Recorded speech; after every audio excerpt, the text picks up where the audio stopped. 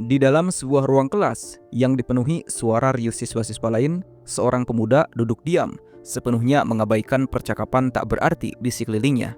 Ketika pintu kelas terbuka, suasana berubah seketika. Seorang siswa dengan senyum angkuh melangkah masuk. Dialah Xiao Choi. Ia disambut dengan penuh semangat oleh teman-temannya. Seorang siswi penasaran dan menanyakan hasil penjualan yang baru saja dicapainya.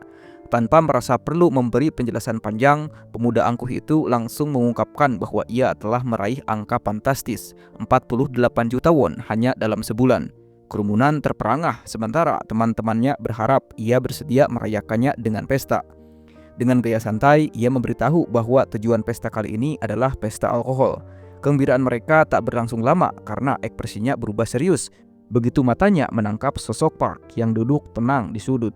Tanpa peringatan, ia berjalan mendekat dan menghantamkan kepala Park ke meja. Ia menganggap itu cukup untuk menyampaikan maksudnya. Namun, belum puas, ia terus menghantamkan kepala Park, menyuruhnya untuk membeli semua item game dari dia lain kali, atau akan mendapatkan perlakuan lebih buruk. Park menahan diri, tak berkata sepatah kata pun, hanya menerima semua serangan dengan wajah dingin. Beberapa siswa yang menyaksikan kejadian itu mulai resah dan memperingatkan si pengganggu agar berhenti sebelum hal ini dilaporkan.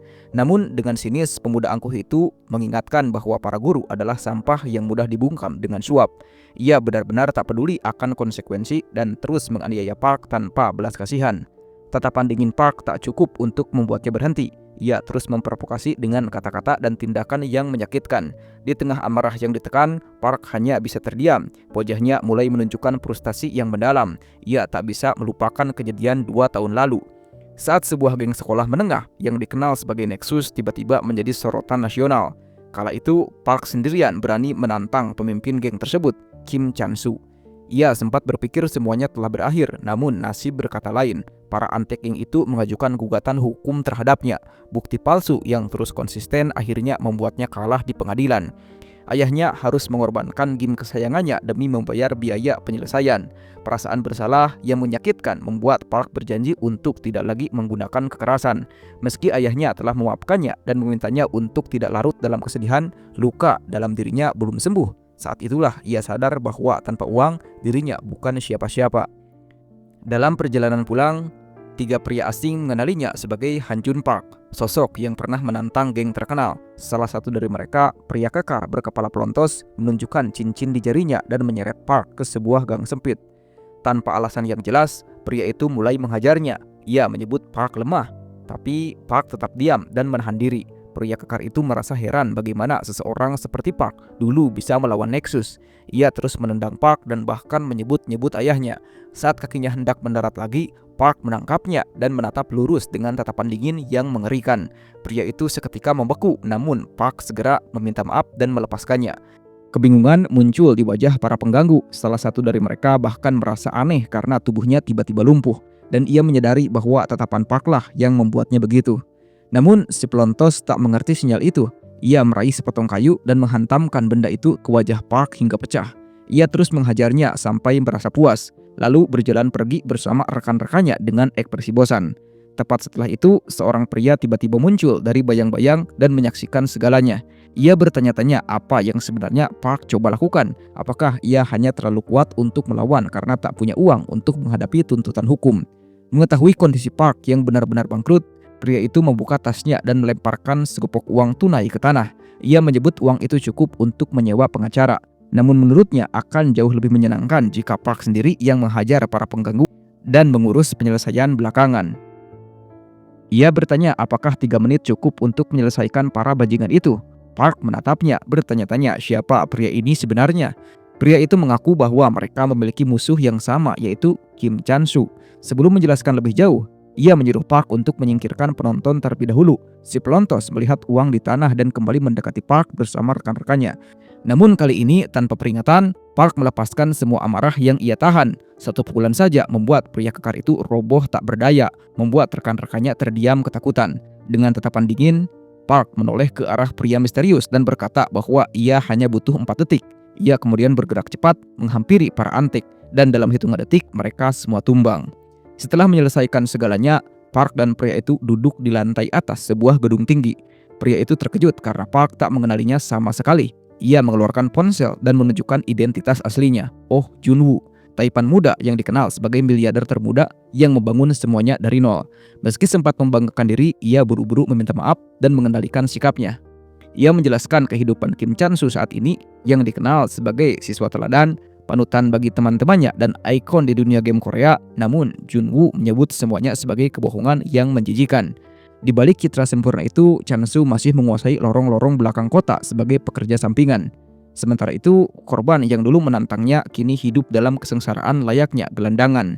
Junwoo mengaku mampu melakukan segalanya dengan uang, namun ia sengaja menahan diri. Ia ingin menghancurkan hidup Chan-soo dengan cara yang paling rendah, menjijikan dan keji. Ia ingin menyeret Chan-soo dan seluruh pengikutnya hingga jatuh ke titik terendah. Mulai hari itu, Junwoo bersedia menanggung semua biaya hidup Park, dari urusan balas dendam hingga kehidupan yang lebih layak. Ia bahkan siap mengembalikan game milik ayah Park yang telah hilang. Satu-satunya yang ia minta hanyalah tangan Park, bukan untuk menjabat, melainkan untuk menghantam.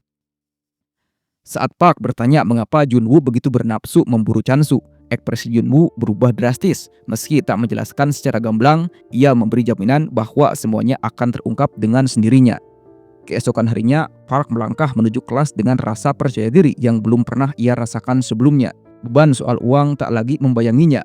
Dengan satu tarikan pintu, ia memasuki kelas dan langsung mendengar suara kecil Nexus yang kembali menyebar ancaman. Choi, yang selama ini merasa berada di atas, memerintahkan semua siswa untuk kembali menghabiskan $300 untuk produk terbarunya. Sementara itu, Park dan Junwoo kini memiliki satu musuh yang sama dan perintah Junwoo cukup jelas, bersihkan para pengecut Nexus dari sekolah. Choi mulai memeriksa riwayat pemesanan dan mengancam siswa bahwa ia tak akan berbelas kasihan kali ini. Beberapa teman sekelasnya tertawa puas menikmati momen tirani itu. Sementara sebagian lainnya hanya bisa membisu dalam ketakutan. Park berjalan mendekat dan menatap Choi dengan pandangan penuh tanya, seolah mempertanyakan apakah benar uang adalah segalanya di dunia ini. Ia mengangkat tinjunya dan dengan satu pukulan telak, Choi langsung terkapar. Seluruh kelas terdiam menyaksikan bagaimana satu pukulan itu mengubah segalanya. Park akhirnya menerima kenyataan bahwa uang memang adalah status itu sendiri.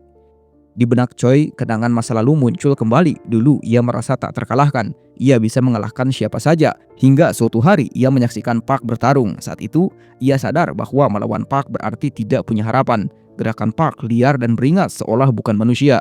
Namun saat Park dikalahkan oleh Chan-soo melalui gugatan hukum yang menghancurkan segalanya, Choi mulai memahami kekuatan sejati uang. Ia membangun toko online dan memaksa teman-temannya membeli produk sampahnya. Setelah menjadi kaya, ia merasa Park hanyalah binatang yang sudah dijinakan. Dengan uang, ia berhasil mendominasi, tapi kini kenyataan berkata lain. Ia dihajar habis-habisan dan tak mengerti mengapa posisinya runtuh secepat ini. Choi mencoba melawan, tapi Park tak memberinya celah. Pukulan demi pukulan mendarat tanpa henti. Choi merasa terhina saat menyadari bahwa seluruh kelas menjadi saksi kekalahannya yang menyedihkan. Tubuhnya dibanting ke pintu. Lalu saat ia mencoba berdiri, tatapan dingin Park membuatnya membeku. Ketakutan membuatnya memanggil temannya berharap bantuan datang. Namun si gemuk hanya berdiri membatu, terlalu takut untuk ikut campur. Dalam keputusasaannya, Choi mengeluarkan ponselnya dan mencoba mengingatkan Park bahwa dirinya bangkrut, berharap itu menghentikan serangan. Tapi Park tidak peduli. Sepakan keras menghantam wajahnya membuat Choi benar-benar merasakan penderitaan yang ia layak terima. Dengan penuh tubuh luka, Choi berusaha membuka pintu dan melarikan diri. Ia mencoba menenangkan diri, berpikir jernih, berharap bisa menyelamatkan diri. Tapi langkah Park mengikutinya tanpa belas kasihan. Choi sadar ia tak bisa menang, jadi ia berlari menuju gym, tempat di mana ia mengenal seseorang yang cukup kuat. Ia berlutut memohon pada pria kekar di sana, Park Seo-won, agar menyelamatkannya. Ketika Park tiba, Choi bersembunyi di balik tubuh besar itu dan memerintahkannya untuk menghentikan Park. Pria kekar itu mempertimbangkan permintaan tersebut dan menuntut 2 juta won sebagai bayaran. Choi mengangguk cepat, tak punya pilihan lain. Namun sebelum hal itu terjadi, Park mengeluarkan setumpuk uang dari jaketnya dan memberitahu pria kekar itu untuk tak perlu menyakiti tubuhnya demi seseorang seperti Choi. Ia meminta agar tak ikut campur dan pria itu menurut tanpa ragu.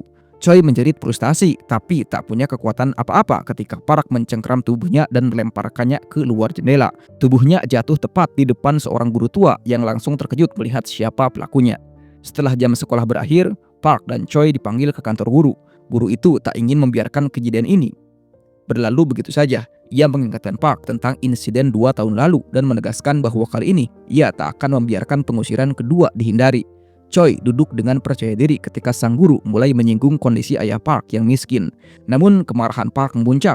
Satu pukulan keras mendarat pada Choi, menggetarkan ruangan. Guru itu panik dan mencoba menghentikan Park, tapi tak berhasil.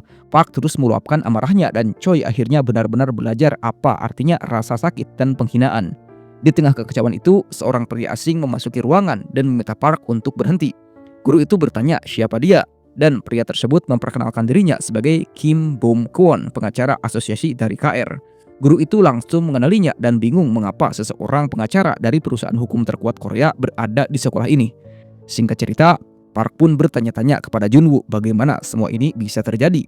Ia mengingat kembali bagaimana kepala sekolah berubah drastis setelah berbicara dengan pengacara itu. Setelah kejadian itu, Choi langsung dikeluarkan dari sekolah. Junwoo menganggap semua itu hal yang mudah. Ia percaya Choi memang pantas menerima akibat dari perlakuan kasarnya. Saat Park bertanya tentang kepala sekolah, Junwoo menjelaskan bahwa menanganinya bukan perkara sulit. Pria tua itu sudah lama bergerak mencurigakan. Jadi Junwoo hanya perlu menggunakan bukti yang tepat untuk membungkam selamanya. Tapi rencananya belum selesai. Ia hanya menggunakan kepala sekolah untuk memastikan Choi dikirim ke pusat rehabilitasi remaja. Setelah itu, ia akan menyeret kepala sekolah ke penjara, memastikan tak ada satupun dari mereka yang lolos dari hukuman. Setelah menjelaskan semua itu, Junwoo berhenti membicarakan dirinya dan bertanya apakah Park merasa sedikit lebih lega. Namun Park belum benar-benar puas. Junwoo mengerti bahwa masih terlalu dini untuk berharap ucapan terima kasih dari Park. Ia justru merasa seharusnya ia yang berterima kasih.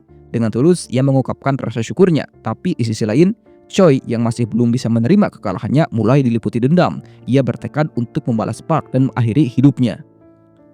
Keesokan harinya, Choi melangkah menuju sebuah tempat kumuh yang tampak mencurigakan. Seorang pria mengintip dari balik pintu dan bertanya siapa yang datang. Choi menyebutkan bahwa ia datang untuk memeriksa perkembangan. Pria itu menyambutnya dan mengatakan bahwa kehadirannya tepat karena Jin Song sudah ada di dalam. Begitu masuk, Choi melihat beberapa orang tengah memukuli seorang pria kekar dengan tongkat pemukul. Pria itu ternyata adalah Jin Song, si Gimrat. Saat melihat Choi, orang yang dipukul itu mulai sadar bahwa dalang dibalik semua ini adalah dia. Tanpa diberi kesempatan untuk berbicara, mulutnya dibekap dan pemukulan terus berlanjut. Pemimpin kelompok itu lalu memerintahkan anak buahnya untuk menyingkirkan si pria kekar karena klien mereka telah datang. Jin Song sempat bertanya-tanya mengapa Choi repot-repot datang langsung kali ini. Choi pun menyampaikan permintaan baru. Jin Song menanggapi dengan semangat, terlebih ketika Choi mengatakan bahwa ia bersedia membayar 10 juta won. Salah satu anak buahnya yang berambut pirang tampak terkejut dan menyarankan agar pemimpin mereka menerima tawaran tersebut. Namun saran itu dibalas dengan pukulan keras dari tongkat yang menghantam kepalanya. Jin Song menyuruh anak buahnya diam dan menyimpulkan bahwa target kali ini bukanlah orang sembarangan. Choi menyebut nama Han Jun Park sebagai orang yang ingin ia singkirkan. Jin Song menatapnya tajam dan menolak, merasa tidak cukup bodoh untuk menghadapi seseorang seperti Park hanya demi uang segitu.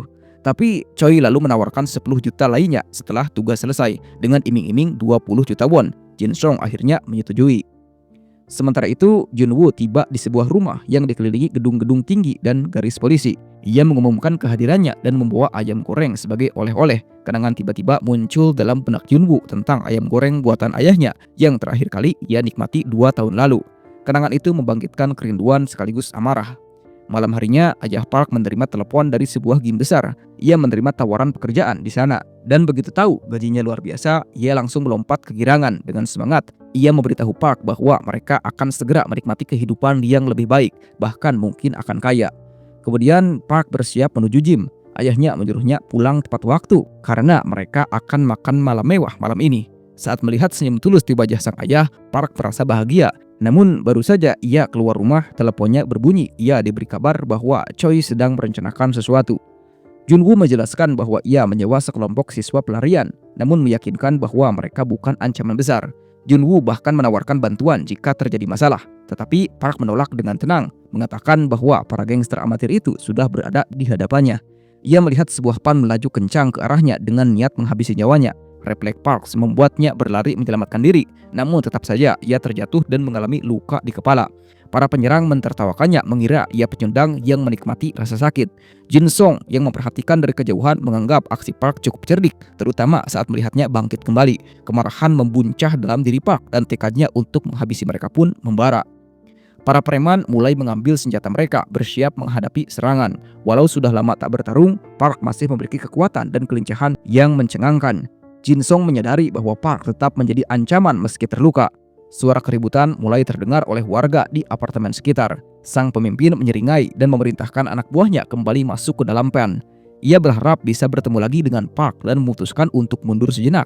Namun Park tidak tinggal diam. Ia melesat mengejar Pan dengan kecepatan penuh. Para preman sempat mentertawakannya, tapi ketakutan segera menggantikan tawa mereka ketika Park berhasil mengejar dan melompat ke atas kendaraan. Ia menghancurkan kaca spion dan menarik salah satu dari mereka keluar. Teman-teman preman itu bertanya pada Jin Song apakah mereka harus kembali untuk menyelamatkan rekan mereka. Tapi Jin Song memerintahkan untuk meninggalkannya. Semua orang terkejut dengan keputusan itu. Pria yang ditinggalkan mencoba untuk bangkit, tapi Park mendorongnya dan memerintahkannya untuk mengungkapkan kemana mereka akan pergi. Pria itu meremehkan Park dan bercanda, hingga sebuah pukulan keras menghantam di wajahnya. Park memberinya satu kesempatan lagi, namun pria itu tetap bungkam. Tanpa ampun, Park menghajarnya hingga tak berdaya. Sementara itu, di dalam markas persembunyian mereka yang suram, para preman merayakan apa yang mereka anggap sebagai kemenangan. Namun, sang pemimpin memperingatkan agar mereka tidak mabuk berlebihan. Choi duduk dalam diam, wajahnya penuh frustasi. Ia menyuarakan kekesalannya, merasa mereka tak memahami situasi. Ia berharap uang yang ia keluarkan tidak sia-sia dan mempertanyakan apa yang akan mereka lakukan jika Park menemukan tempat persembunyian mereka. Pemimpin kelompok itu mengakui kebenaran ucapan itu, tapi meragukan Park bisa muncul begitu saja. Ia mengutip pepatah Korea tentang berburu beruang, namun kemudian mengubahnya mengatakan bahwa mereka sebenarnya sedang menghadapi harimau. Tidak ada pisau pemburu harimau, katanya. Jin Song lalu menghampiri Choi dan mencengkram wajahnya sambil mengancam menggunakan pecahan kaca. Ia meragukan semua senjata yang mereka miliki, tapi teringat bahwa para leluhur dahulu tidak memburu harimau dengan pisau, melainkan menggunakan sekelompok anjing pemburu yang terus menggonggong dan mengejar sang harimau hingga kelelahan. Jin Song bermaksud menerapkan taktik yang sama kepada Park. Ia ingin anak buahnya terus-menerus mengusik, menghancurkan ketenangan, dan memaksa Park menuju titik kelelahan hingga akhirnya tumbang untuk selamanya. Tiba-tiba, suara deras menghantam pintu besi, membuat seluruh geng yang ada di dalam ketakutan. Dentuman itu bahkan membuat daun pintu bergoyang. Jin Song segera memerintahkan anak buahnya untuk mengecek, meski pria itu tampak kesal. Namun begitu ia mengintip keluar, ia melihat Park berdiri di sana dengan tatapan tajam yang penuh niat membunuh. Seluruh ruangan mendadak hening, semua terkejut bagaimana Park bisa menemukan tempat persembunyian mereka secepat itu. Tapi pemimpin mereka tetap tenang dan yakin bahwa Park takkan mampu menembus pintu besi. Beberapa menit berlalu dan semua mulai mengira bahwa Park telah pergi. Salah satu dari mereka bahkan berpikir Park mungkin takut. Namun ekspresinya langsung berubah saat melihat sebuah tangan menggantung dari balkon. Dalam sekejap, Park melompat masuk dan menghancurkan jendela balkon, membuat semua orang terdiam karena mereka berada di lantai 3. Tanpa membuang waktu, Park mulai menghajar satu persatu para preman. Tubuh-tubuh terlempar, suara benturan memenuhi ruangan. Park melumpuhkan beberapa pria dalam hitungan detik dan berbalik untuk menghajar sisanya. Ketika seluruh geng menghadangnya, Choi merasa panik, tapi ia memperhatikan bahwa Jin Song masih tertenang. Ia mencoba meyakinkan diri bahwa pemimpin mereka mungkin masih menyimpan jurus rahasia. Dalam hatinya, ia berharap Jin Song dan anak buahnya mampu mengalahkan Park. Namun, harapannya hancur saat Jin Song memerintahkan serangan dan seluruh anak buahnya maju dengan senjata. Park tidak gentar sedikit pun. Ia menangkap salah satu dari mereka dan membantingnya ke dinding. Saat seseorang preman lain mencoba menyerang dari belakang, Park menghajarnya dan menjatuhkannya ke lantai. Salah satu anak buah berambut kuning memukul kepala Park dengan tongkat hingga patah dan merasa yakin telah melukainya. Namun keyakinan itu langsung runtuh saat Park melemparkannya keluar jendela dari lantai 3. Di luar, seorang gadis biker tiba-tiba muncul dan menghampiri preman yang terkapar. Kesadarannya mulai memudar, tapi ia masih sempat memberitahu bahwa Park sedang bertarung di atas. Sebelum sempat berbicara lebih banyak, gadis itu menghantam kepalanya dengan helm dan pergi begitu saja. Gadis biker itu kemudian menghubungi Junwoo dan mulai memberitahu situasi Park. Junwoo sempat terdengar khawatir, tapi gadis itu malah mulai membicarakan tas lucu yang ia lihat secara online dan menuntut bayaran untuk informasi lebih lanjut. Dengan kesal, Junwoo akhirnya mengirim uang dan menerima lokasi Park di dalam apartemen tersebut.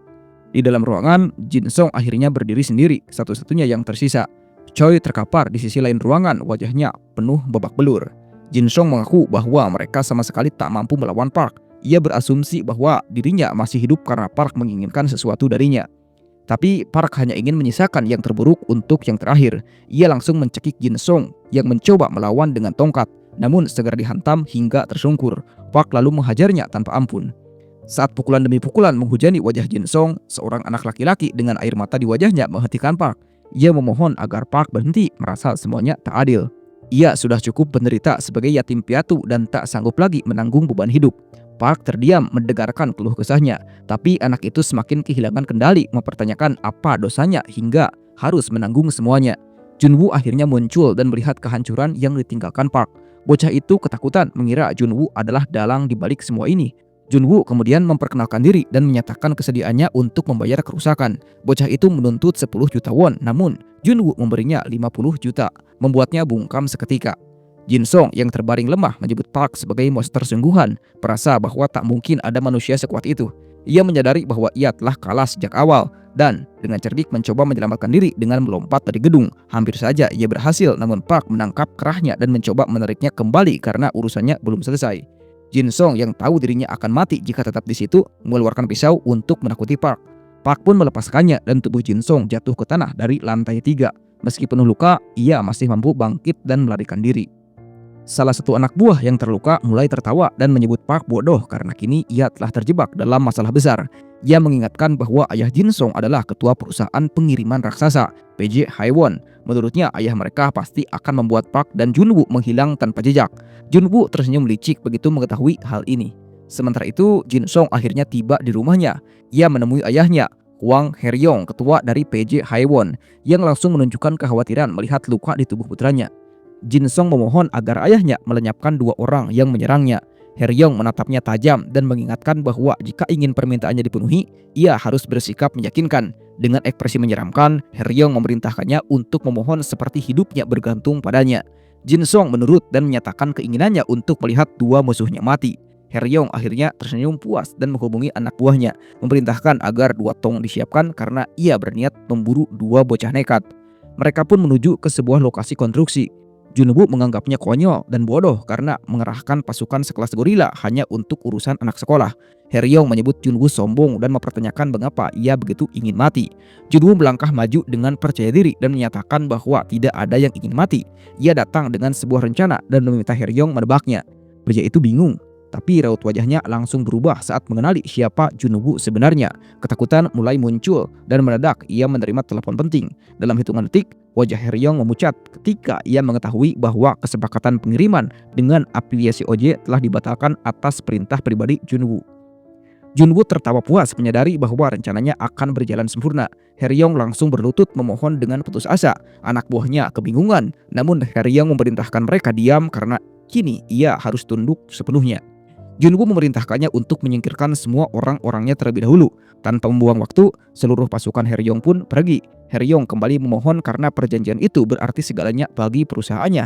Ia yakin perusahaannya takkan bertahan tanpa kerja sama itu. Junwoo tak keberatan membantu meredakan kekacauan, tetapi menegaskan bahwa ia tak ingin citra perusahaan yang bersih tercemar karena berhubungan dengan ayah dari seorang bos gangster. Heryong dengan nada tegas berjanji bahwa ia akan memastikan putranya tidak akan pernah kembali menjejakkan kaki di Korea. Namun ketika Jin Song mencoba menyela, Heryong langsung melayangkan pukulan ke wajahnya dan menghajarnya tanpa ampun. Junwoo yang menyaksikan kejadian itu hanya tertawa kecil, meskipun akhirnya memerintahkan agar Heryong menghentikannya karena menurutnya itu sudah cukup. Baginya, mengirim anak itu ke luar negeri justru terdengar seperti hadiah, bukan hukuman. Ia pun mengusulkan gagasan sendiri untuk mendisiplinkan bajingan itu. Heryong yang siap melakukan apapun demi menyelamatkan perusahaannya mendengarkan dengan serius saat Junwoo menjelaskan bahwa kekacauan yang ditimbulkan Jin Song telah merugikan hingga 50 juta won, jumlah yang terlalu besar hanya untuk membayar kebodohan. Junwoo kemudian menyebut bahwa keluarga mereka memiliki bisnis peternakan laut, dan dari sinilah ide itu mengalir. Jin Song mulai menyadari kemana arah pembicaraan ini dan akhirnya memahami bahwa nasibnya benar-benar sudah tamat. Tidak punya pilihan lain, ia pun mulai bekerja di kapal peternakan laut milik ayahnya. Di sisi lain, di dalam sebuah bangunan besar, Park duduk bersama Junwoo. Ia merasa Junwoo seperti seorang penjahat, dan Junwoo pun tak menyangkal bahwa ia memang tidak bermain secara adil. Namun ia menasihati Park agar tidak terlalu serius dalam menghadapi masalah yang sebenarnya bisa diselesaikan dengan uang. Sebab ia tak ingin Park terluka tanpa alasan yang masuk akal. Saat Park mencoba bersikap tegar, gadis yang kemarin muncul dan langsung menyadari adanya memar di leher Park, Junwoo lalu memperkenalkan gadis itu sebagai rekan baru mereka, seorang selebritas yang bersedia memberi informasi untuk menjatuhkan Nexus. Gadis itu terlihat sedikit canggung saat mendengar label tersebut. Namanya adalah Choi Seo-hyun, dan ia agak terkejut karena sempat membayangkan bahwa Park akan tampak seperti supir truk, bukan pria berpenampilan rapi seperti ini. Ia melontarkan pujian, namun Junwoo mengingatkan agar tidak terlalu dekat dengannya. Gadis itu malah membalas dengan sikap usil dan menyatakan lebih suka pria dengan model seperti supir truk. Junwoo mengingat kembali tingkah bodohnya di panggilan sebelumnya, tetapi Seo-hyun tak peduli dan langsung meminta pembahasan serius tentang rencana mereka. Dengan sedikit kesal namun tetap tenang, Junwoo menyampaikan bahwa mereka ada di sana untuk menyusun strategi baru. Namun Seo-hyun justru merasa mereka tak butuh rencana karena menurutnya Park bisa dengan mudah menghajar semua orang. Tapi Junwoo mengingatkan bahwa Nexus kini sudah tumbuh terlalu besar dan Park takkan mampu menghadapi mereka sendirian. Ia memutuskan untuk memulai dari kekuatan tempur mereka. Ia melemparkan sebuah berkas ke meja dan mengungkapkan bahwa seseorang mungkin akan bergabung dengan mereka. Park langsung mengenali nama sekolah yang disebut dan menebak itu adalah Kim Dong-hyun. Junwoo mengiyakan dan menjelaskan bahwa Dong-hyun adalah orang yang dulu pernah berdiri bersama Park melawan Nexus. Park mengingat bahwa Dong-hyun mengalami cedera lutut saat pertempuran pertama mereka, yang akhirnya menghancurkan seluruh hidupnya. Junwoo dengan egois menegaskan bahwa ia tetap membutuhkan pria itu. Park terdiam, namun Junwoo meyakinkannya bahwa mereka semua profesional. Ia melihat ini sebagai peluang bagi Park untuk berdamai dengan sahabat lamanya, sekaligus membersihkan sekolah yang telah dipenuhi oleh pengaruh Nexus. Di SMA Dongyeon, geng sekolah sedang mengadakan pertemuan. Salah satu dari mereka mengabarkan bahwa Choi telah dikirim ke lembaga permasyarakatan remaja karena kasus perundungan dan kekerasan. Mereka semua tertawa mengejek, namun ada yang merasa bahwa mereka tetap harus membalas dendam pada orang yang bertanggung jawab atas nasib Choi. Karena bagaimanapun juga, ia masih bagian dari geng. Informan mereka mengungkapkan bahwa orang itu adalah Han Jun Park. Semua orang menjadi sedikit terkejut, termasuk Kyung Chul yang mengingat bahwa Park dulunya bersumpah akan hidup tenang. Saat mereka masih membahas situasi itu, seorang siswa tiba-tiba masuk dan mengumumkan bahwa Park telah pindah ke sekolah mereka. Geng itu pun terkejut. Di kelas baru, Park memperkenalkan diri dan menyatakan dengan tenang bahwa ia datang untuk menghancurkan mereka semua. Seluruh kelas menatapnya dalam diam. Guru tertawa dan menunjukkan tempat duduknya. Park berjalan tenang menuju tempat duduk di samping Ju Woo-min yang segera berbicara dan mengatakan bahwa ia sempat diperingatkan untuk tidak macam-macam dengan Park, tetapi tetap merasa tertantang. Ia mengaku baru pindah 2 tahun lalu dan sudah sering mendengar nama Park, sehingga ia ingin tahu apakah reputasinya memang layak. Ia meminta pertarungan yang adil, namun Park tak menanggapi sedikit pun. Kesal karena diabaikan, ia menampar Park untuk memperjelas maksudnya. Park langsung menghantam kepalanya dengan satu pukulan, membuatnya terkapar dan mengejutkan seluruh kelas. Sementara itu, di tempat latihan pukul bola, Seo-hyun masih merasa keputusan untuk merekrut Dong-hyun adalah langkah buruk. Ia mengaku mengenal banyak pria tangguh untuk pekerjaan itu, dan yakin Junwoo hanya memilih teman Park karena cedera lututnya. Junwoo menyangkal dan menyebut Dong-hyun sebagai pria paling tangguh yang ia kenal. Banyak orang meremehkannya karena tubuh kecilnya, tapi mereka lupa dengan semangat pantang menyerah yang dimilikinya saat melawan Nexus. Junwoo percaya orang dengan semangat seperti itu bisa patah tapi takkan pernah tunduk. Seo-hyun masih ragu akan kegunaan pria dengan lutut rusak. Namun Junwoo yakin meski Dong-hyun mungkin kehilangan kekuatannya dulu, ia akan menemukan kelebihan baru. Seo-hyun terdiam dan menyindir bahwa Junwoo seharusnya menulis buku motivasi saja. Di sekolah, Park berjalan di lorong dengan para preman mengawasi. Ia akhirnya menemukan sahabat lamanya, seorang siswa datang dan menendang Dong-hyun karena terlambat membawa cemilan. Ia merasa uangnya sia-sia dan mulai memukulinya agar jerak. Preman lain menganggap kekerasan tak lagi efektif, namun si bajingan yakin bisa membuat Dong-hyun semakin takut dan lebih cepat bekerja. Jadi ia terus menghajarnya. Park menyaksikan semuanya dengan ekspresi dingin. Di kantor Junwoo, Seo-hyun akhirnya setuju untuk merekrut Dong-hyun, tapi tetap meragukan apakah Park adalah tipe orang yang bisa berdamai dengan sahabat lama.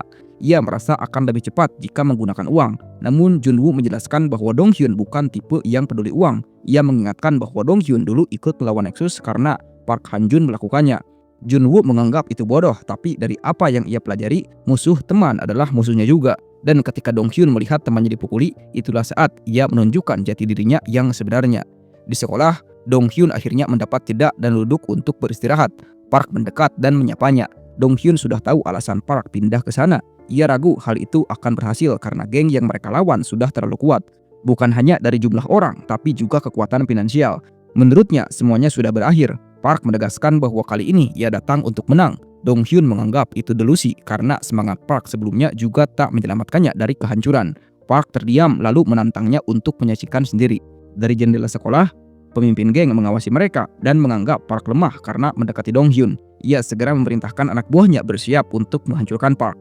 Sementara itu, di rumah sakit, dokter merasa lega karena Dong Hyun mulai menjaga diri, tapi memperingatkannya bahwa ia bisa kehilangan mobilitas selamanya jika terus menunda. Ia menyarankan Dong Hyun untuk segera menemui ahli bedah meskipun biayanya mahal. Saat Dong Hyun hendak pergi, Kyung Chul muncul dan bertanya tentang isi percakapan tadi. Dong Hyun tidak mengerti kenapa pria itu ada di sana, namun Kyung Chul menjelaskan bahwa ia hanya ingin mengecek kondisi mantan nomor 1. Ia menyebut bahwa ia melihat pertemuan antara Dong Hyun dan Park, dan kini ia datang untuk memastikan apakah pria itu benar-benar telah pulih, karena ia berniat menghancurkannya sekali lagi. Namun, Dong Hyun mengingatkan bahwa tidak mungkin dia bisa menghadapi semua itu sendirian, bahkan jika ia sudah pulih sepenuhnya. Kyung Chul yang mendengar ucapan itu merasa tersinggung dan langsung menendangnya. Ia menyeringai dan memperingatkan bahwa dirinya bukan lagi seseorang pengikut dan tak akan menoleransi kelakuan konyol. Ia kembali mengungkit kejadian masa lalu dan menyebut bahwa loyalitaslah yang hampir melumpuhkan Dong Hyun. Sementara Dong Hyun sendiri menunjukkan bahwa Kyung Chul lah yang berkhianat dan bergabung dengan geng murahan itu. Ia menyebut pengkhianatan itu keji, namun Kyung Chul hanya tertawa mengabaikan pendapatnya karena ia tak ingin menjadi pengecut yang setia. Ia meragukan Dong Hyun masih sanggup mempertahankan kesetiaannya kali ini. Di sekolah, Park duduk diam ketika sebuah pengumuman mulai terdengar. Kyung Chul memperkenalkan dirinya dan mengumumkan kepada seluruh sekolah bahwa Han Jun Park, sosok terkenal yang 2 tahun lalu menantang Nexus, kini hadir untuk menghancurkannya. Ia menganggap hal itu sebagai tantangan dan memperingatkan Park agar bersiap. Satu kelas berdiri serentak mulai bersiap untuk bertarung. Kyung Chul mengakui bahwa ia tak mampu melawan dalam pertarungan 1 lawan 1, tapi ia juga tak tertarik bermain adil. Pasukan siswa pun mulai baris menuju kelas Park, membawa senjata di tangan, sementara pemimpin mereka memberi perintah untuk mengajarkan Park sebuah pelajaran. Namun, beberapa siswa mendadak terlempar keluar dari kelas dengan tubuh penuh luka. Mereka yang didorong langsung ketakutan menyadari bahwa Park telah mengalahkan seluruh kelas sendirian. Saat Park keluar dari ruang kelas dengan ekspresi kejam, ia mengundang mereka semua untuk menyerangnya. Kerumunan siswa menyerbu bersamaan, tapi Park tetap berdiri dan menghadapi mereka tanpa ragu sedikit pun. Ia menghajar satu persatu dengan keganasan yang tak terbendung. Di tengah kekacauan itu, Dong Hyun mencoba menahan diri dan tidak terlibat. Seluruh sekolah berusaha menjatuhkan Park, tapi ia mampu menghadapi semuanya sendirian. Para siswa mulai menyadari bahwa lawan mereka benar-benar gila dan tak sedang bercanda soal menghancurkan mereka. Mereka mencoba menjebaknya dan untuk sesaat Park terdesak serta berhasil ditahan. Beberapa siswa mulai menghajarnya, namun dengan cepat ia membebaskan diri dan kembali menghancurkan siapapun yang berada di dekatnya. Tubuhnya hampir tak sanggup berdiri, tapi semangatnya tak goyah. Saat ia kembali masuk ke dalam, Park menemukan lebih banyak siswa yang sudah menantinya. Mereka kecewa melihat kondisi yang kelelahan. Padahal pertunjukan baru saja dimulai. Mereka segera menyerbu, sementara Dong Hyun masih duduk di kelas, berpikir bahwa semua ini sia-sia. Ia yakin Park tak akan mampu menang, dan semua usahanya akan berakhir percuma. Seo Hyun muncul dan menebak bahwa Park mungkin sudah mencapai batasnya. Ia menegur Dong Hyun karena mengabaikan sahabatnya. Gadis itu memperkenalkan diri sebagai rekan Park. Dong Hyun merasa malu, namun tetap mengakui bahwa ia terlalu lemah untuk bertarung. Seo Hyun hanya tersenyum dan mengungkapkan bahwa ia sudah tahu. Ia memberitahu bahwa Park sudah memperkirakan semuanya sejak awal. Meskipun sempat disuruh kabur, Park tetap memilih untuk bertahan. Ia mengatakan bahwa alasan Park terus bertarung adalah demi membuktikan sesuatu kepada sahabatnya. Ucapan itu membuat Dong Hyun mengingat kembali kata-kata Park. Lalu ia terdiam. Seo Hyun meyakinkannya bahwa ia tak akan menyesali keputusannya ini, dan Dong Hyun mulai mempertimbangkan semuanya kembali. Di lorong sekolah, Park akhirnya menyelesaikan pertarungannya. Napasnya tersenggal, tubuhnya babak belur, tapi ia tetap berdiri. Saat itu, Kyung Chul muncul bersama pasukan baru. Ia memuji kekuatan Park, namun meragukan bahwa Park masih mampu bertarung melawan 10 siswa terkuat di sekolah. Tanpa basa-basi, Park kembali memasang kuda-kuda. Sebelum serangan mereka mengenai Park, Dong Hyun tiba-tiba muncul dan menghantam salah satu dari mereka dengan tongkat pel. Ia berharap Park berhenti mengambil semua perhatian. Para preman mengumpat dan menyebut Dong Hyun pengecut, tapi Kyung Chul memerintahkan mereka tenang karena mereka bisa menghabisi keduanya sekaligus. Serangan pun mengarah ke Dong Hyun, tapi ia dengan cekatan menjatuhkan salah satu dari mereka. Meski rasa sakit menyerang, ia tetap melawan bersama Park. Mereka saling menghantam musuh tanpa henti, menciptakan kekuatan gabungan yang sulit dibendung. Para siswa mulai panik, tak menyangka target mereka sekuat ini. Di tengah pertarungan, Park meminta maaf, sementara Dong Hyun mengaku bahwa dulu ia membenci Park karena kejadian masa lalu. Tapi ia sadar bahwa ia hanya mencari seseorang untuk disalahkan. Park hanya tersenyum mendengar itu, namun momen singkat itu dihancurkan oleh kehadiran sang pemimpin yang mencoba menyerang mereka berdua. Mereka berhasil menghindar dan Dong Hyun menyatakan keinginannya untuk menghadapi pria itu sendiri. Ia dan Park berlari menuju ke sebuah ruangan, sementara si pemimpin mengejar sambil mengejek. Tapi Park menghentikannya, melemparkannya ke dalam ruangan dan Dong Hyun menguncinya dari dalam. Ia ingin menyelesaikan ini tanpa gangguan. Kyung Chul menganggap itu bodoh, namun Dong Hyun menjawab bahwa bagi seseorang yang tak punya teman, mungkin memang terlihat bodoh. Kyung Chul marah dan menyerang, tapi Dong Hyun menghajarnya dan mendorongnya mundur. Kyung Chul tetap gigih dan menyeret kaki Dong Hyun lalu melemparkannya ke pintu kaca hingga pecah. Senjatanya hancur dan Kyung Chul percaya Dong Hyun takkan bisa melawan lagi. Namun Dong Hyun membuka bajunya dan melilitkannya ke tangan. Kyung Chul menganggapnya lucu, tapi dalam pertarungan sengit, Dong Hyun menggunakan kain itu untuk mencengkram wajah lawan dan membantingnya ke tanah. Ia mulai menghantam wajah pria itu, tapi Kyung Chul datang dan menarik kakinya, menjatuhkannya juga. Meski akhirnya bebas, Kyung Chul menunjukkan bahwa dirinya bukan orang yang sama lagi dengan mencengkram kaki Dong Hyun yang cedera. Teriakan kesakitan pun terdengar membuat Dong Hyun melepaskan cengkramannya. Pemimpin itu bangkit sambil terengah dan bersumpah akan membalas, namun Dong Hyun memintanya berhenti, mengejutkan lawannya yang mengira ia sudah jera. Meski tubuhnya hampir tumbang, Dong Hyun tetap berdiri, tapi Kyung Chul mulai menghajarnya lagi hingga akhirnya ia terjatuh. Keletihan membuat Kyung Chul ingin pergi, tapi Dong Hyun memintanya berhenti sekali lagi dan mulai mengumpulkan pecahan kaca. Kyung Chul merasa geram dan menyerbu tanpa berpikir panjang. Sahabat Park memanfaatkan momen itu untuk melemparkan pecahan kaca dan melayangkan sebuah pukulan uppercut yang telak menghantam Kyung Chul tanpa ampun. Ia terus menghajar lawannya, mengakui bahwa mungkin tak ada yang akan memahami alasannya, tapi ia tak ingin merasa malu di hadapan Park jika kalah dalam pertarungan ini. Kyung Chul mulai kehilangan penglihatan setelah menerima pukulan bertubi-tubi, dan di saat yang menentukan, Dong Hyun mengingat kembali semua yang telah ia lalui, lalu melayangkan pukulan terakhir yang membuat si otot besar itu tumbang. Meski kakinya terasa sangat sakit, ia mengabaikannya dan berjalan keluar untuk mendapati kenyataan bahwa sahabatnya juga berhasil menang. Park langsung merangkul sahabatnya yang terluka sambil tertawa puas. Mereka berdua meninggalkan sekolah itu dengan langkah tertatih-tatih namun penuh kemenangan. Di sisi lain, ketua dewan sekolah, Dong Yeon, tiba di lokasi dan terperangah menyaksikan kondisi sekolah yang porak-poranda. Ia mengetahui bahwa semua ini dilakukan oleh Park. Melihat kehancuran yang terjadi karena satu orang, ia tertawa kecil namun segera memerintahkan anak buahnya untuk bersiap. Saat akhirnya ia akan berhadapan langsung dengan Park, pengacara Park menyampaikan bahwa mereka tak akan mencampuri urusan antar murid. Namun mereka tak keberatan ikut campur jika urusannya sudah melibatkan orang dewasa. Dong Hyun mulai memahami siapa yang ada di balik semua ini. Namun ia merasa semuanya tak adil karena negara ini seharusnya diatur oleh hukum. Meski begitu, ia menjatuhkan beberapa koper dan meyakini bahwa isi di dalamnya akan membuat Dong Hyun puas. Dong Yeon menyeringai dan menyuruh anak buahnya memeriksa isi koper tersebut. Ia menegaskan bahwa selain tumpukan uang kuning, tak ada hal lain yang bisa membuatnya puas. Namun saat koper dibuka, yang ditemukannya hanyalah buku pelajaran. Dong Yeon bingung melihat isinya hingga Kim menyuruhnya membaca judul-judul yang tertulis.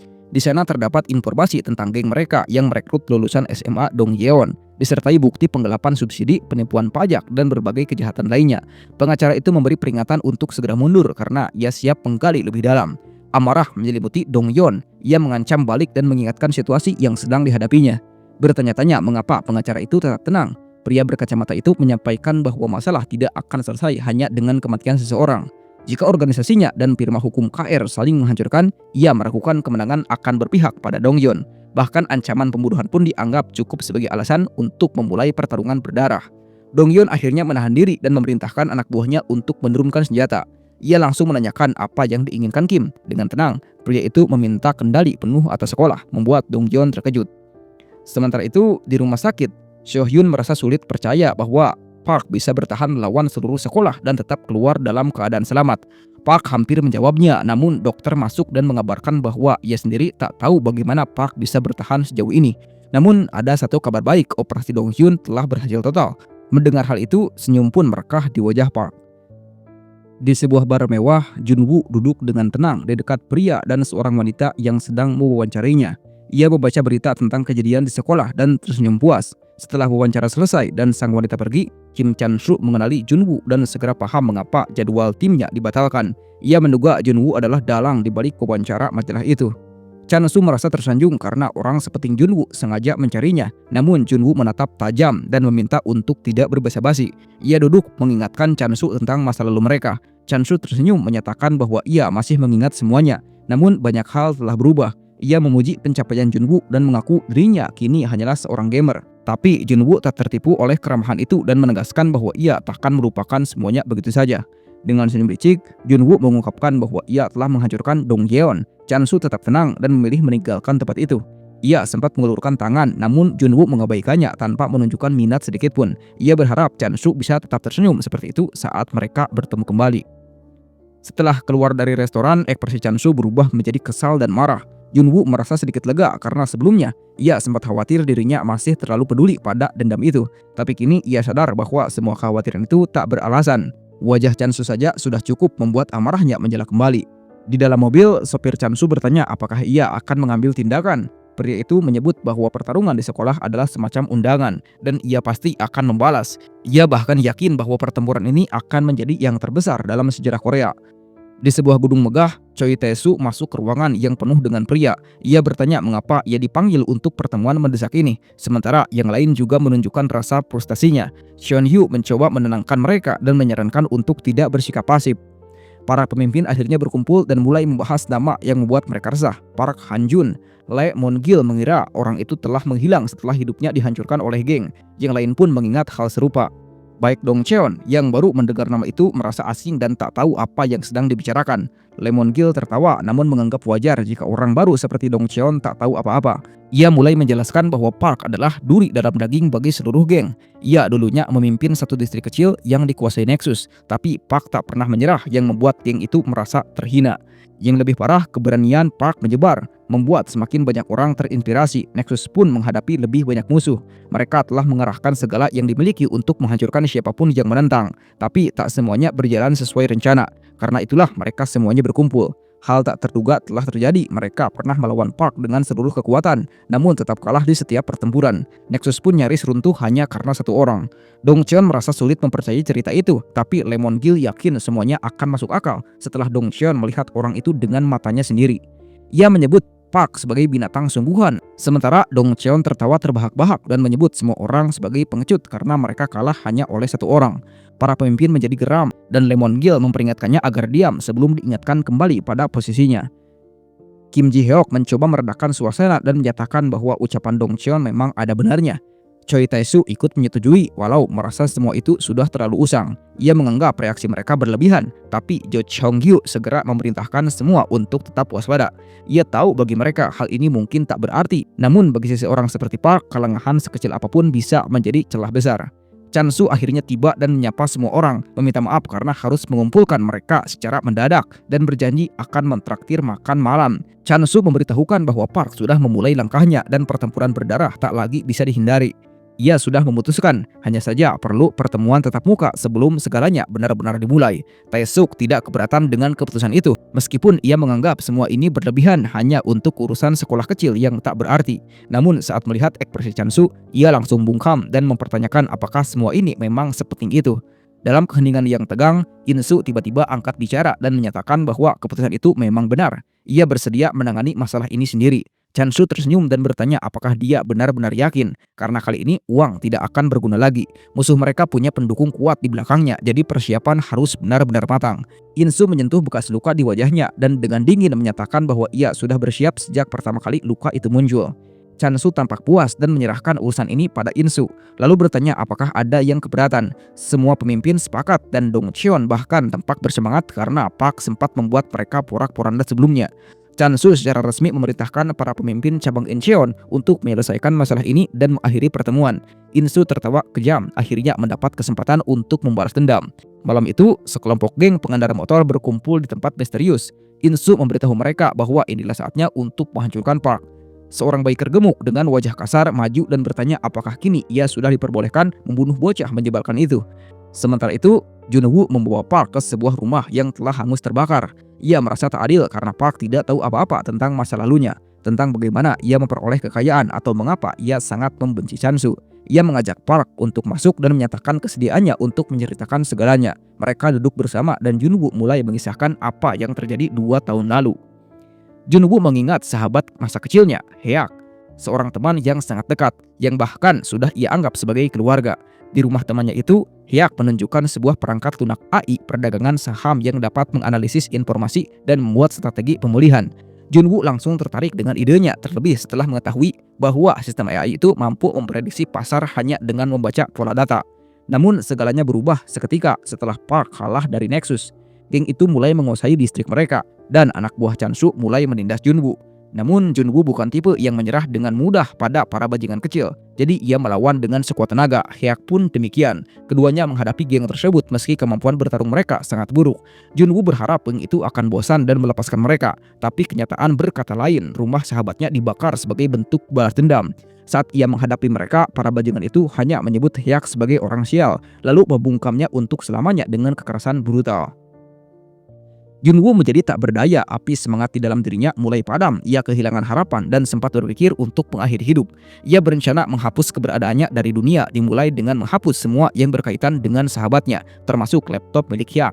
Namun saat hendak melikuidisasi akun itu, ia terkejut melihat hasil yang telah tercapai. Meski begitu, uang itu tak memantik apapun dalam dirinya. Ia tak peduli lagi, ia hanya berharap sahabatnya bisa melihat hasil dari penemuannya sendiri.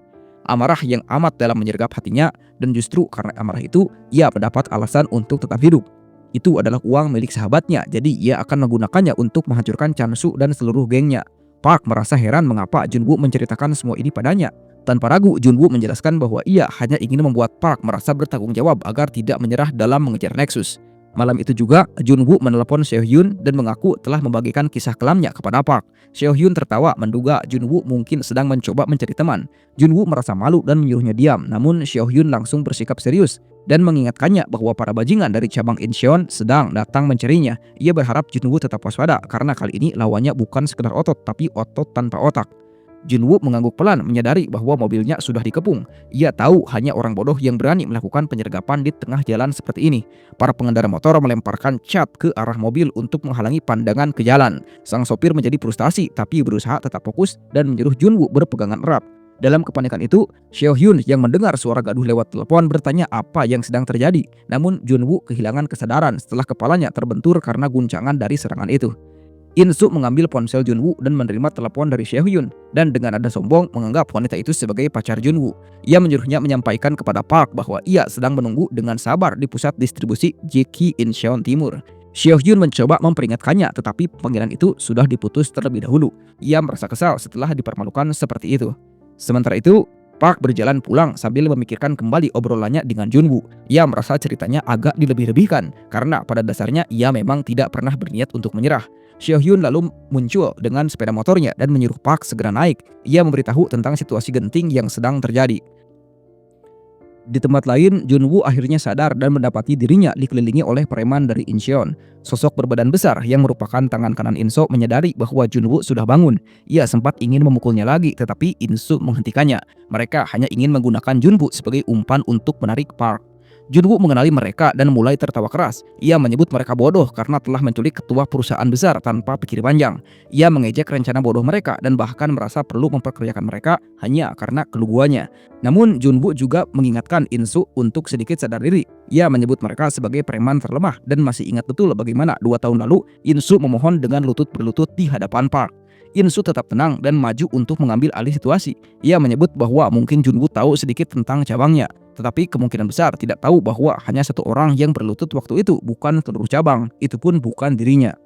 Junwoo tersenyum santai dan meminta agar lawannya tak terlalu keras terhadap saudaranya, mengingat pria itu pernah berlutut demi menyelamatkan In-soo yang payah. Namun ucapan itu malah menyedot amarah si gendut. Ia mengancam agar Junwoo segera menutup mulutnya. Meski begitu, Junwoo tetap melontarkan sindiran dengan nada congkak, memancing kesabaran si gendut yang akhirnya hilang. Tepat saat ia hendak melepaskan pukulan, seorang anak buah masuk tergesa dan memberitahu In-soo bahwa Park sedang mendekat. Mendengar kabar itu, In-soo menyeringai kejam dan menyuruh si gendut menyimpan tenaganya untuk ancaman yang sebenarnya. Junwoo memuji waktu kedatangan Park yang begitu tepat, namun si gendut tetap melampiaskan kekesalannya dengan menghantam tubuh Junwoo hingga membentur tembok lalu berjalan penuh amarah menuju pintu masuk. In-soo tetap santai dan menganggap Park bukan ancaman besar. Ia percaya diri karena dulu yang berlutut bukan dirinya. Ia menantang Junwoo untuk menyaksikan sendiri bahwa geng mereka kini berbeda. Di luar, Park dan Seohyun tengah dikejar oleh kawanan Baker. Seohyun mencoba berbagai cara untuk menghindari mereka, namun tetap tak berhasil. Saat Park memberitahu bahwa pengejaran sudah berhenti, Seohyun yang heran langsung menatap ke depan dan menghentikan motornya mendadak. Di depan mereka, si gendut dan para pengikutnya telah menutup jalan. sang gorila menatap tajam ke arah Park namun masih menahan diri. Ia menyuruh mereka ikut dengannya karena walau sangat ingin menghabisi Park, saat itu juga gengnya punya aturan sendiri untuk 1 lawan 1. Park dan Seo-hyun mengikuti si gendut menuju pusat distribusi. Seo-hyun sempat penasaran dengan tubuh besar si gendut dan terus menggodanya. Namun pria itu tak menggubris. Seo-hyun tetap melontarkan ejekan tentang ukuran tubuhnya yang tak wajar. Hingga akhirnya pria itu tak tahan dan menyuruhnya diam. Namun rasa penasaran Seo-hyun tetap menguasai dirinya. Ia bertanya dengan nada mengejek mengapa mereka masih memburu Park. Padahal pemimpin mereka pernah memohon dengan hina agar tidak dilawan lagi. Pertanyaan itu membuat si gendut kehilangan kontrol dan nyaris menyerang. Tapi Park segera maju dan menyetujui ucapan Seo-hyun. Si gendut tak lagi menahan diri. Ia melupakan aturan dan maju untuk menghajar Park. Tapi Park tetap berdiri tanpa rasa takut sedikit pun. Si gendut yang dulu dikenal sebagai bayi tambun yang berubah drastis setelah masa pubertas dijuluki manusia pemadat oleh orang-orang. Tapi untuk pertama kalinya dalam hidupnya, ia merasakan terbang di udara setelah tendangan Park menghantam tubuhnya dan menghempaskannya ke tanah dengan kepala lebih dulu. Anak-anak buahnya terkejut dan langsung bersiap. Park melangkah masuk ke dalam pusat distribusi dengan percaya diri bersama Seo-hyun. Para preman mulai panik dan bersiap menyerang secara bersamaan. Seo-hyun mengejek mereka karena harus menyerang ramai-ramai. Sementara itu, Junwoo berteriak meminta Park segera membebaskannya karena kakinya sudah mati rasa. In-soo melepas jaketnya dan melakukan pemanasan, bersiap menghadapi Park seorang diri. Ia menyapa Park dengan gaya sombong dan Park langsung mengenali bahwa dia adalah adik Man-so. In-soo berubah dengan serius dan langsung melepaskan pukulan. Meski tak terkena langsung, cairan merah mulai mengalir dari pipi Park. In-soo menyampaikan betapa ia sangat menantikan pertarungan ini. Tanpa membuang waktu, ia kembali menyerang. Park berusaha menghindar namun tetap terkena pukulan, membuatnya kaget. In-soo menyatakan bahwa hari ini adalah momen balas dendam atas kehinaan 2 tahun lalu. Park tak menanggapi dan mulai melawan. Tapi setiap tendangannya gagal mengenai sasaran. In-soo dengan mudah menghindari semua serangan. Park berusaha bertahan, tapi In-soo berhasil mendaratkan pukulan lurus ke wajahnya dan mengejeknya karena lambat. Park mundur, merasa frustasi, namun In-soo justru menyuruhnya terus bertarung karena ia belum puas melampiaskan kemarahannya.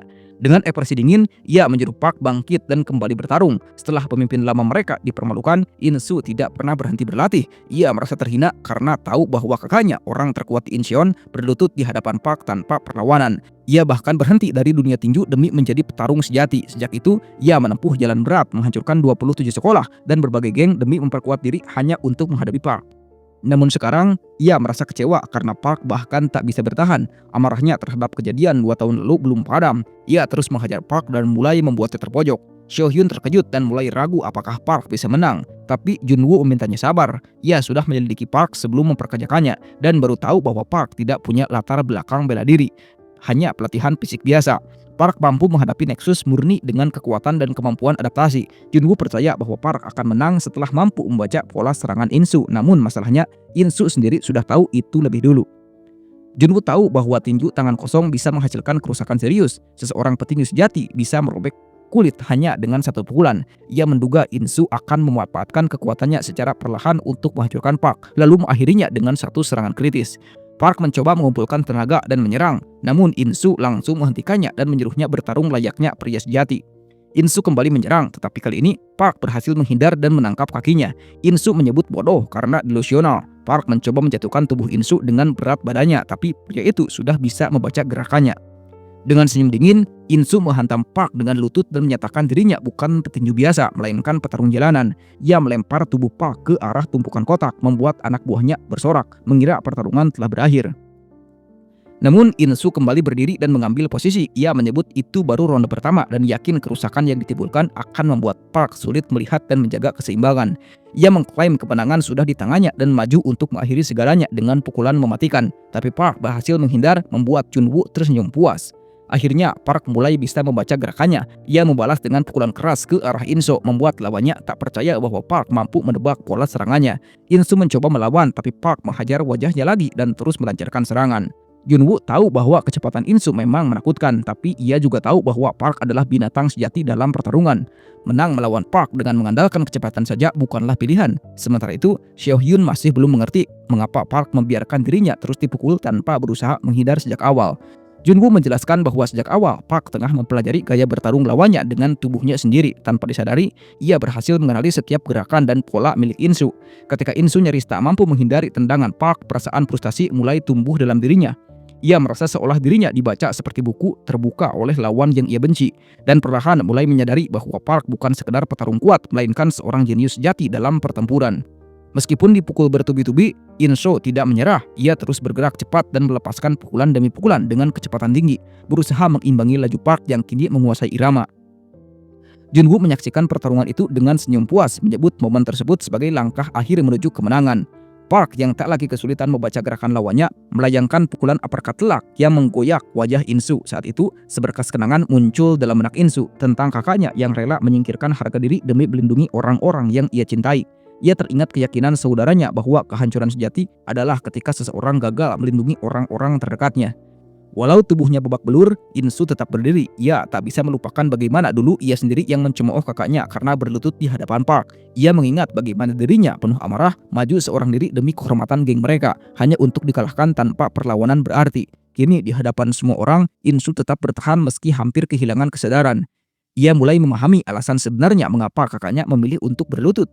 Tak ada satupun manusia yang bisa melawan makhluk sekuat Park. Ketakutan mulai menyusup ke dalam dirinya. Namun ia tahu di pundaknya kini terbebani tanggung jawab seluruh kelompok. Ketika si gendut yang ternyata namanya adalah Donkatsu dan anak buah lainnya bersiap menyerang, Donkatsu dengan lantang memerintahkan semua orang untuk membinasakan Park dan mengaku siap menanggung resiko. Namun teriakan Insu menghentikan mereka. Dengan tubuh gemetar dan lutut menghantam lantai, ia menyatakan kekalahannya. Ia dulu merasa terhina saat melihat kakaknya berlutut, tapi kini akhirnya ia mengerti beratnya keputusan itu. Berlutut di tengah ketidakpastian tanpa satupun dukungan. Bukan Park yang membuat kakaknya terpuruk, tapi orang-orangnya sendiri.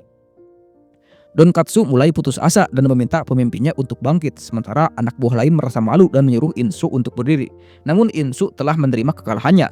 Junwoo maju dan dengan tajam menegur mereka, menyuruh para preman itu untuk berpikir menggunakan otak. Ia menyatakan bahwa Insu melakukan semua ini demi melindungi mereka yang bahkan tidak layak dilindungi.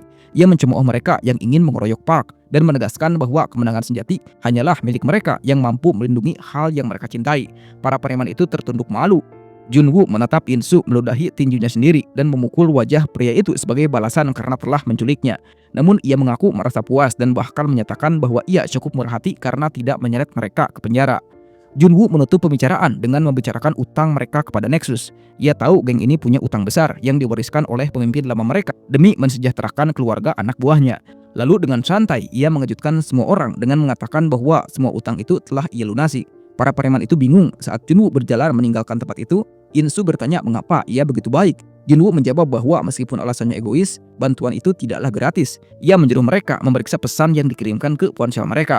Di dalamnya, ia memberitahu bahwa ia telah membayar seluruh biaya kuliah mereka. Ia ingin mereka belajar keras dan suatu hari bekerja membayar kembali semua itu. Junwoo tahu mereka telah mencoba mengembalikan uang itu dengan bekerja jujur. Ia hanya merasa tersentuh oleh semangat Insu yang tidak padam meski diterpa banyak kesulitan. Seo-hyun mengejek sikap lembut Junwoo membuatnya malu dan menyuruhnya untuk diam. Insu lalu membukukan badan dalam-dalam dan mengucapkan terima kasih, berjanji suatu hari akan melunasi seluruh utangnya. Junwoo meskipun kesal menyuruhnya diam dan pergi meninggalkan tempat itu. Insu menatap anak buahnya dan meminta maaf karena sekali lagi mencoreng kehormatan mereka. Namun dengan suara lantang, ia menyatakan bahwa kehinaan ini tak akan terulang lagi. Mulai hari itu, mereka memutus hubungan sepenuhnya dengan Nexus. Ia bertanya apakah para anggota siap pemilih masa depan yang lebih baik. Serentak, anak buahnya menjawab dengan penuh semangat bahwa mereka siap. Keesokan harinya, Junwoo memuji timnya karena berhasil menyelesaikan masalah dengan geng Incheon. Park penasaran dengan tingkah Seo-hyun yang terlihat aneh. Ternyata ia baru saja menerima uang sebesar 40 juta won dari Junwoo dan tidak bisa menyembunyikan kebahagiaannya. Ia berharap Junwoo diculik setiap hari jika hasilnya seperti ini. Junwoo merasa terhina, tapi Seo-hyun buru-buru meminta maaf sambil tertawa lepas.